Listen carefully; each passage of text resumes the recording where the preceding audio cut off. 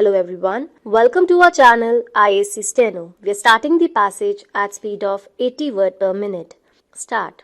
Sir, we in Parliament are being asked to endorse the proclamation. At the same time, we have not been furnished with the report which the Governor had sent to the President. Now, how can we give our verdict on a matter of such importance until and unless all the material facts warranting the proclamation under Article 356 of the Constitution are placed before us? Yesterday, the Honorable Home Minister said that this report contained only certain facts and figures with regard to the party positions in the dissolved Andhra Assembly. In that case, what is the objection to placing that report before us? It would not give us anything particularly new except certain arrangement of figures made by the Governor of Andhra with a view to advising the President as to the course he should take.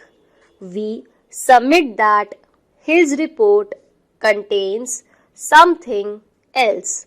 It was the duty of the government to place the entire report before us for the closest possible scrutiny and the most meticulous examination by members of this House and of the other House, because this report lies at the bottom of the whole thing as far as the constitutionality of the action of the President is concerned. Therefore, I submit that a flat of the executive is sought to be endorsed by Parliament without telling us the grounds on which that fiat had been exercised. Constitutionally, this is improper. Then, Sir, the President also says that he had considered other information received by him. We have not been told yet as to what was this other information, neither have we been told about the source of such information. I do not know exactly on what basis the President applied his mind to the subject. We know that we cannot make any reflection on the President. He is a very wise man, and wiser still, by virtue of the occupation of the presidency. But I think we can call in question whether his mind had been rightly applied in a matter of such great importance and national concern. Our contention is that the President has not been in a position to apply his mind fairly and squarely to this subject, because the report which had been submitted to him had been perverse, distorted and false.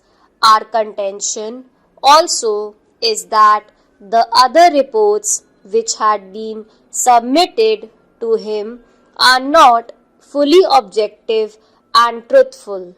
This we are in a position to say all the more because if the case for the government was so foolproof, Dr. Kudju would have been the last person to withhold his report from us. I think that something is wrong in the reports and maybe the members of this house, having looked at the reports, would have discovered certain facts which do not go to justify the case that the government has sought to make out in support of the proclamation.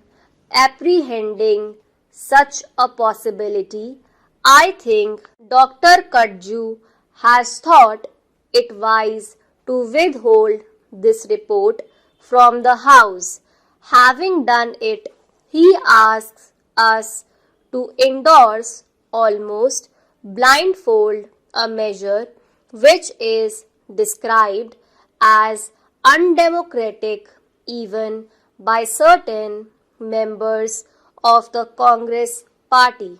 Many constitutional points have been touched. It has been sought to be made out in this House that this is the best democratic step that the government could take. We say this is not at all a democratic step which has been taken. We are supposed to have a parliamentary system. We must have our own conventions. We have got our own constitution, but we are told time and again in this house and in the other house that there are the British Constitution and their parliamentary practice which one should imitate. Now imagine a situation of this sort in England. Would the Crown have taken such a measure at all if a certain party had been voted out of office by the opposition? I think in a comparable situation there the king would have inevitably called the leader of the opposition to explore the possibilities of forming a government.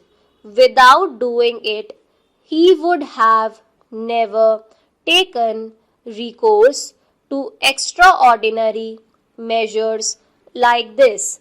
If this method had been resorted to in the United Kingdom, a serious constitutional crisis affecting not merely the internal politics of the parliament but the political life outside would have ensued. In France, for instance, there are many parties.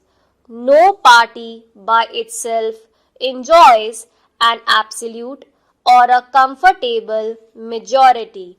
What happens there?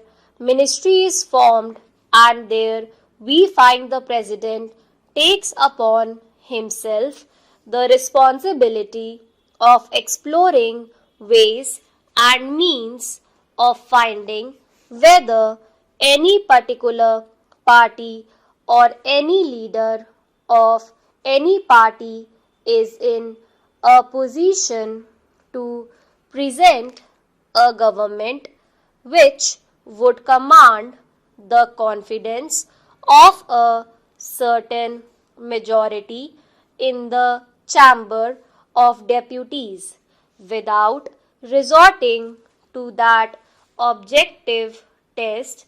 He does not take recourse to extraordinary measures. In the present case, I say this objective test has not been at all applied.